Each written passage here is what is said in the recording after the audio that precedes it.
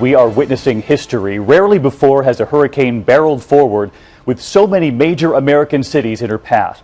Irene is roaring up the East Coast tonight. The hurricane's eye is moving into Virginia. You're looking live at Nags Head, North Carolina, pummeling that region all day. And now the view from another perspective. You can see from space that is the angry swirling high above Earth tonight. And this evening, Irene is a Category 1 hurricane. Winds of 80 miles an hour, gusts well above 100. But meteorologists do warn, even though she is a Category 1, Irene is very large, very slow, swirling over some cities for 12 to 18 hours straight. 10 inches of rain already have fallen on North Carolina, many areas bracing for storm surges of 10 feet. And at this hour, at least 4 people have died. More than 750,000 have lost power.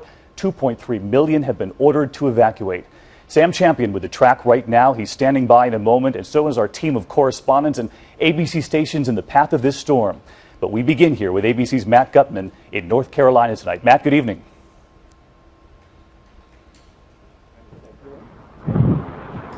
David, we saw today how treacherous this storm can be. We went right into the inner eyewall with a group of storm chasers, and there we felt rain coming down. It felt like needles stinging us right in the face, and the wind made it impossible to walk. That's how powerful it was. And we came back here and we realized that in this type of weather and hurricane, there is literally no safe place. That railing was just ripped off into the ocean behind you. And by the way, the Atlantic there, that was a beach yesterday. The actual ocean was about 200 yards farther down.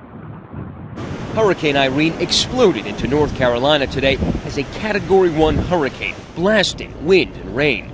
It weakened from its peak strength, but it remains a massive storm, 700 miles wide, and tonight is already being blamed for at least 4 deaths in North Carolina and Virginia. Never seen the waves that big out there.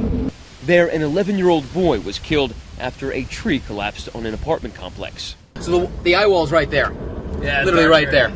Today, ABC News got an exclusive look at the monster storm from the inside, riding along with storm chaser Reed Timmer. Yeah, but that was an intense band that was just on the outside, and then the eye is still to come.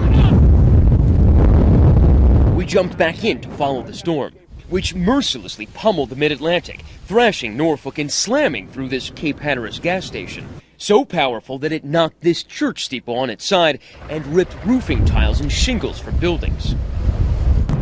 And those fierce winds piling up tremendous amounts of water. Look at the waves in Palomino Sound, normally flat, now swallowing a house and this boat, and forcing a dramatic rescue on the Chesapeake. Rescuers had to use a rope to pull out 2 survivors. And David, we're just coming out of the front end of the storm, haven't even yet been hit by its tail end, which when it comes could bring even more rain, up to 12, maybe 15 inches. And that is going to increase the massive amount of flooding that we've already seen here. Storm surges of 15 feet and even higher. And when the 300,000 people who left here, either for who vacationers or residents, come back here, they're going to have a lot of work to do to pick up the pieces.